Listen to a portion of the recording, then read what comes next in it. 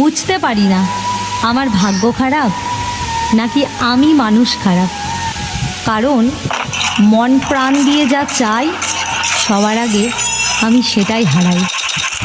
সাগরের মাঝখানে এক পাহাড়, ওই পাহাড়ের উপরে বসে 500 বছর টানা আল্লাহর ইবাদত। বনি ইসরাইলের এক লোক 500 বছর আল্লাহর ইবাদত করেছে। দিনে আর রাতে একবার করে নিচে নামতেন। সেখানে আল্লাহ তাআলা পাথরের ভেতর থেকে তার জন্য মিঠা পানির ব্যবস্থা করে দিয়েছেন, আর একটা ডালিম গাছের ব্যবস্থা করে দিয়েছেন। সকালে নামলে একটা টসটসে ডালিম, রাতে নামলে টসটসে ডালিম। এগুলো খেয়ে খেয়ে 500 বছর সে আল্লাহর ইবাদত করেছে। আল্লাহ বলবেন 500 বছর ইবাদত করছে তো আমার দয়ায় আমার বান্দারে জান্নাত দাও। এই বান্দা বলে আল্লাহ তোমার দয়া লাগবে কেন, আমি আমার আমল দিয়ে জান্নাতে যেতে চাই। আল্লাহ বলবেন তাই ঠিক আছে, তোমার 500 বছরের ইবাদত এক পাল্লায় রাখো। আর আল্লাহ বললেন আমি যে দয়া করে সৌন্দর্য দেখার জন্য তোমার দুটা চোখ দিয়েছিলাম, দুটা নয় একটা চোখ আরেক পাল্লায় রাখো। রাখা হবে, দেখা যাবে ওই 500 বছরের ইবাদত হালকা হয়েছে আর মুহূর্তের মধ্যে আল্লাহর দেয়া একটা চোখের নেয়ামত ভারী হয়ে গিয়েছে। এবার ফলাফল দেখো, হিসাব বলে তুমি এখন জাহান্নামে যাবা, যাও এবার জাহান্নামে যাও। এবার লোকটা কাচুমাচু করে বলে আল্লাহ তোমার দয়া ছাড়া দুনিয়ায় কেউ জান্নাতে যেতে পারবে না।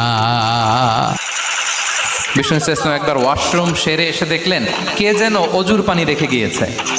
জিজ্ঞেস করলেন কে রেখেছে, বলা হলো আব্দুল্লাহ ইবনে আব্বাস রেখে, ছোট্ট আব্দুল্লাহ। বিষ্ণু ইসলাম খুশি হয়ে গেলেন, হায় রে সে কিভাবে খেয়াল করলো, আমি এখন ওয়াশরুম থেকে আসলেই তো আমার অজুর পানি লাগবে।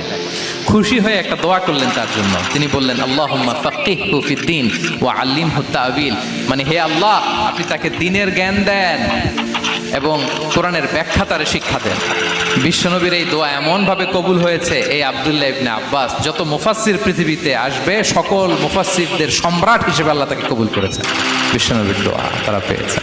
উম্মে সুলাইম রাদিয়াল্লাহু তাআলা আনহা, আনাস রাদিয়াল্লাহু তাআলা আনহুকে নিয়ে আসলেন, বললেন নবী হে আপনি এসেছেন, আমরা যে এত খুশি মদিনাবাসী, সবাই দেখে আপনার হাতে কিছু না কিছু হাদিয়া দেয়, আমি কি দিব, কিছু দেয়ার নাই, কিছু দেয়ার নাই, আমি গরিব মানুষ।